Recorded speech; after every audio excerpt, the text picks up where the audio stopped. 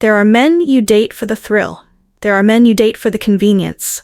And then, once in a very rare while, there's the man who makes you feel like maybe, just maybe, you're finally home. For me, that was Jake. He wasn't my usual type. He didn't flirt with rehearsed charm or make me feel like I had to prove my worth in witty banter. He was soft-spoken, attentive, the kind of man who opened doors and remembered the name of my dog after one mention. We met through a mutual friend at a birthday dinner. I was late. He was early. I ended up seated next to him, still catching my breath from the Uber, and he just smiled and said, "You look like someone who never walks into a room halfway." I laughed. It was a smooth line, but not performative, and something about the way he said it made me feel like I mattered, like I wasn't just another beautiful woman in a crowded restaurant. Our first few weeks together were light. Coffee dates that turned into bookstore strolls, phone calls that bled past midnight, inside jokes that formed faster than I expected.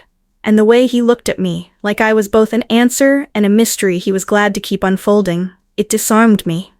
I'd been in situationships. I'd been ghosted, breadcrumbed, and emotionally manipulated. But Jake, he made space. He asked questions and waited for the real answers, even when I hesitated. And I thought, maybe this time, I don't have to be anything but honest. I remember telling my best friend Mia, he sees me, like, really sees me, and he doesn't flinch. She raised an eyebrow and said, "Okay, but has he really seen you yet?" And I laughed. Because yes, Jake had seen me makeupless, sick, overwhelmed, sleepy, messy. But I knew what she meant. He hadn't seen the version of me that still scared me a little, the version that existed before him. The part I hadn't really told anyone, not fully, because I'd learned that truth often changed the temperature of a room. I didn't lie to him. I just hadn't told the whole story, not yet. Because for the first time in years, I liked the way someone was looking at me, and I was terrified of watching that gaze flicker. But I also knew, if this was going to be real, if Jake really was the one who could love me for who I am, then I had to give him all of it. The light, the dark, the chapters no one had read out loud. I wasn't ashamed of my past. At least, that's what I told myself. But somewhere deep down, I think I'd always known. My past came with a number. A number I'd said before in rooms where men laughed, high-fived, or pretended to be unfazed, and then disappeared within a week. But Jake wasn't like them. He felt like someone who could carry truth without breaking it. Or breaking me. So one night, a quiet evening in his apartment, curled on the couch with wine and old jazz on low, he asked the question I'd always feared, "Can I ask you something personal?" Of course. How many people have you been with, before me? My throat tightened, but I smiled, because I believed with all my heart that this was a safe place, that Jake was a safe man. It's in the double digits. I looked at him, waited, hoped, and what I saw wasn't horror, it wasn't judgment, it was something worse. Stillness. The kind of stillness that tells you just said something that can't be unsaid. The pause that followed felt longer than it probably was. Jake didn't flinch, didn't raise his eyebrows, didn't laugh or lean away, but he also didn't say anything. He just sat there, wine glass resting loosely in his hand, eyes not quite meeting mine. And suddenly the air felt thinner. I smiled, awkwardly. "You okay?" He blinked like I'd broken a spell. "Yeah, I just wasn't expecting that." I shrugged, playing it off. "I told myself I wouldn't lie to you. Not about this, not about anything." He nodded slowly. "I appreciate that." But he didn't touch me, didn't scoot closer, didn't wrap his arm around me like he always did when something vulnerable left my lips. And I felt it. The subtle shift, like the temperature had dropped, but only in my corner of the room. I tried to keep things light, joked about college mistakes and people searching for themselves in the wrong places. Tried to show him I wasn't some reckless caricature of a woman who didn't value connection. But the more I talked, the more he stayed quiet. He wasn't angry. He wasn't accusatory. He was just still. Like he was reprocessing everything he thought he knew about me. The next morning, things felt off. He kissed me goodbye like always, but it was quick. He didn't linger at the door or send the usual "can't stop thinking about you" text an hour later. I told myself he was just busy. That work was piling up, that I was overthinking. But I wasn't. Because when a man has studied you with kindness for weeks, you notice when he starts looking through you instead of at you. Days passed. The conversations got shorter, texts delayed, phone calls missed, and then one night over dinner I asked him directly, "Are you okay with what I told you?" He set his fork down, wiped his mouth carefully and said, "I'm trying to be." Those 4 words stung more than any outright rejection ever could. Trying to be. I stared at him. "What does that mean, Jake? You said you wanted honesty. You said you wanted me. All of me." He didn't raise his voice. He never did. And I meant that. I still do. But I didn't know this would make me feel the way it does.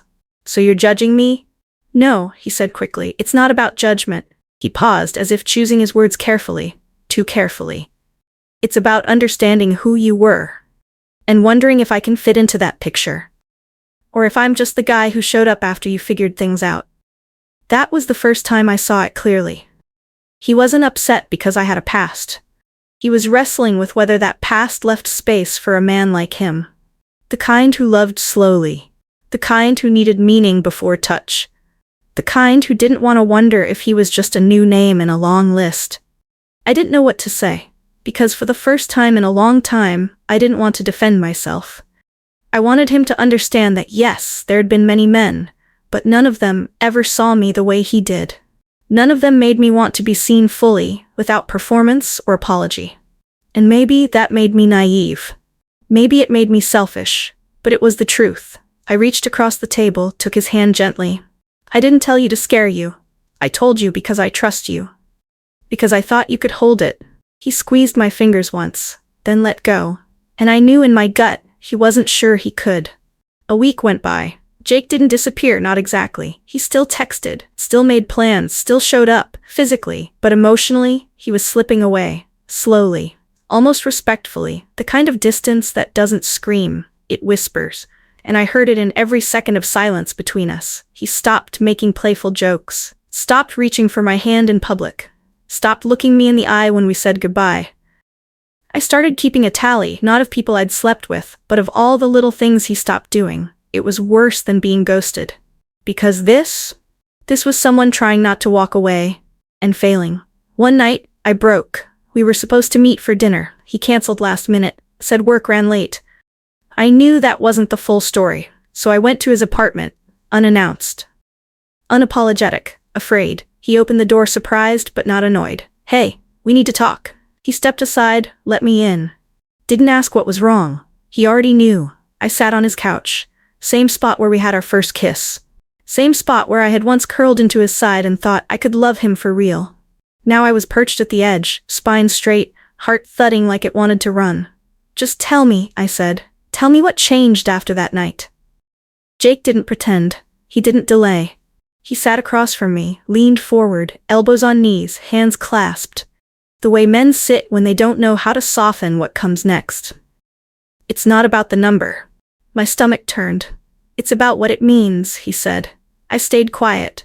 "It's about how you moved through the world before me, the choices you made, the men you let close. And I can't unknow it now. That hurt, not because he was wrong, but because I thought we were building something on truth, and now that same truth was splintering everything beneath us." "So you think I'm tainted?" "No." He said it fast, too fast. "It's not that." He paused. "It's that I always thought love would feel cleaner." That word, cleaner. I didn't even realize I was crying until I tasted salt on my lips. "Do you think I'm incapable of love because I've loved before?" "No." "Do you think I'm broken?" He looked down, didn't answer, and in that moment, silence was the answer. I stood up. "You know what hurts, Jake? I gave you something I've never given anyone. The whole truth. Not the edited, charming, keep him around version. The real me, and now I'm being punished for it." "I'm not punishing you." "Yes, you are. You're pulling back. You're treating me like a thing with fingerprints all over it instead of a woman who wanted you to be the first person that counted." His face shifted, almost like regret. Almost like shame. But not enough of either to stop me from walking to the door. "You know what I regret?" I whispered. He looked up. "I regret believing that honesty would save me. Because now I know. Some people don't want the truth. They want a version of you that fits into their comfort." And with that, I left. He didn't follow, didn't call, didn't chase me down the hall like in the movies. He just let me go. And maybe that's when I realized He hadn't left because of my past. He left because he couldn't love someone who didn't arrive blank. And I had too many pages written in ink. After I walked out of Jake's apartment, I didn't expect him to chase after me. But I also didn't expect nothing. No text, no call, not even a, "we need to talk." Just silence. Like our relationship had been put on mute. Like I'd been deleted, politely. The first day I told myself he needed time. The second day I crafted messages and deleted them. By day 3 I hit send. "I miss you. Can we talk?" No response. I waited, then tried again. "Jake, please don't let this end like this." Still nothing. I started to spiral. Not because I needed him to validate me, but because I didn't recognize who I was without him anymore. Because for the first time in years, I had actually let someone in. Not just into my body, but into my mind. And he left. Not with drama, not with cruelty, just with quiet refusal. And that hurt more than all the red flags and toxic exes in my past combined. I tried calling, straight to voicemail. I checked Instagram. He had unfollowed me. Then I checked his profile again. Blocked. He had blocked me. And I sat there staring at my screen like it had betrayed me. Like the pixels themselves had turned against me. I called Mia, my best friend. I told her everything. Even the part I hadn't said out loud yet. "I feel like I'm being punished for not being a virgin." There was a pause on the other end. Then she said gently, "No. You're being punished for being with the wrong kind of man for the woman you are now." But that didn't make it easier. It didn't make the nights less quiet. Didn't make the coffee taste less bitter or the bed feel less empty. Because grief, even when it's over, someone alive, still feels like death. Especially when you don't get to bury the body. You just wake up one day and realize the person who used to know your favorite side of the bed doesn't want to know you at all. So I did what desperate women do. I justified. I over-explained. I romanticized what we had to make it feel like more than it probably was. I convinced myself he was scared, confused, pressured. Maybe if I just explain why I was that way in my 20s. Maybe if he knew the context behind each choice. Maybe if I tell him it didn't mean anything, that he means everything. But none of it mattered. Because Jake didn't want context. He wanted comfort. He wanted ease. And I came with complexity. Not because I was broken, but because I had lived. That night, I sent the last message I would ever send. I was never asking you to erase my past. I just wanted you to build a future that didn't punish me for it. Message undelivered. And that's when I realized I wasn't blocked anymore. I was just unseen. Like he had erased me without needing to click a button. I curled up that night under a blanket that still smelled like him. And for the first time in years, I didn't cry because I'd lost someone. I cried because I had given someone the truest version of myself, and he handed it back like it was too heavy to carry. I thought love was about truth.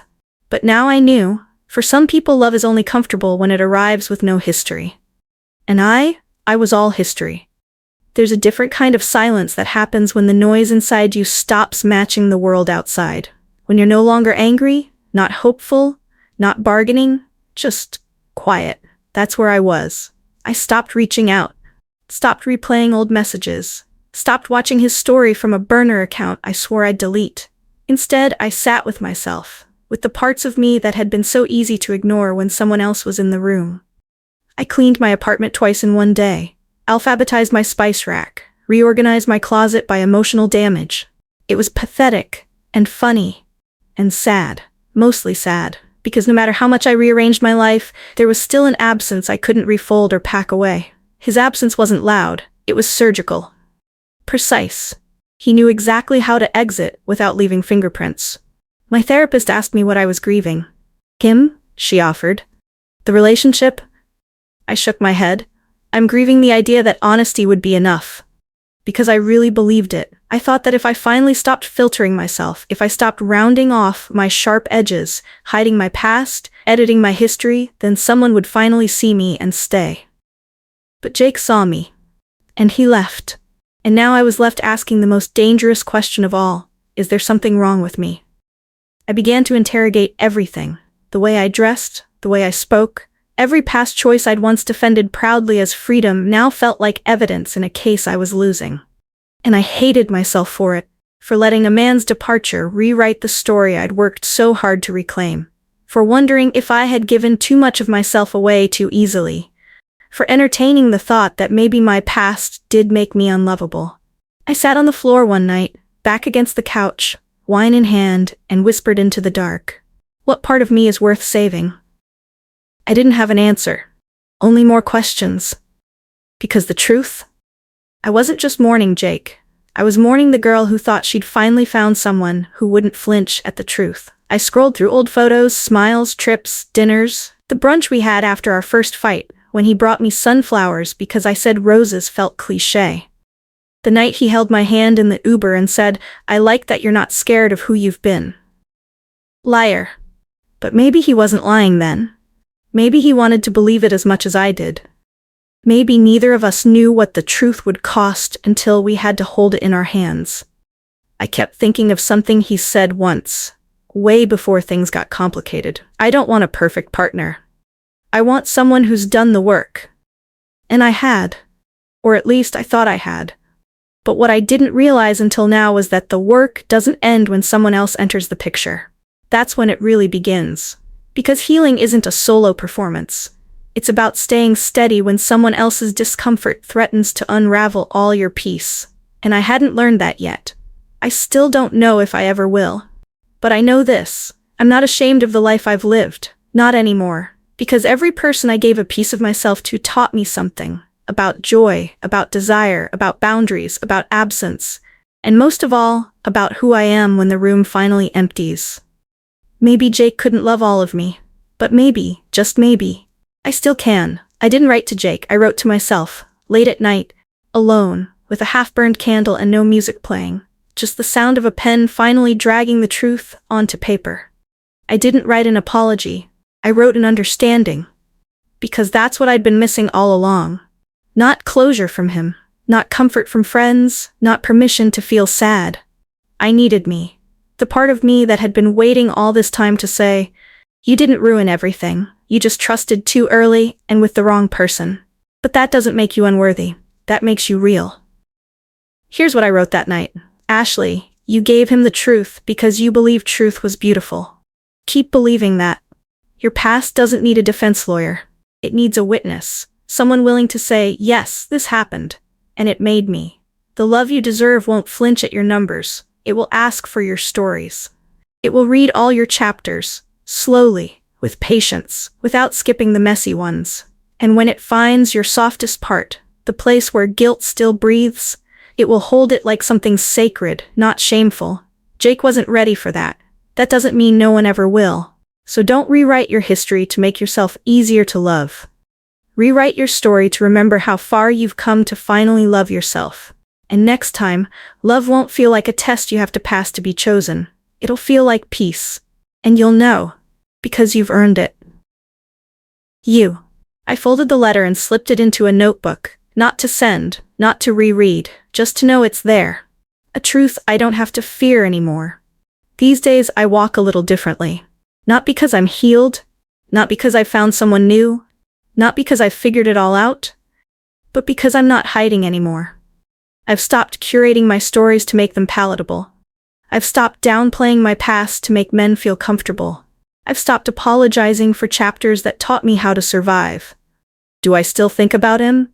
Yes, but not in the way that breaks me. Now, when I think of Jake, I think of a man who came into my life to show me exactly where I still hurt, and then left so I could finally learn how to tend to that wound myself. I don't want to reset. I don't want to go back and be a girl who lied about her past to get chosen. I want to rewrite. A life lived in full sentences. No redactions. No edits to make myself easier to love. I know now, the right person won't be looking for a blank page. They'll be looking for a story worth reading, even the messy parts. Especially the messy parts. And when they find mine, they'll say, "You've lived," and I'm honored to be part of the next chapter. Until then, I'll keep writing, not to be saved, but because I already saved myself.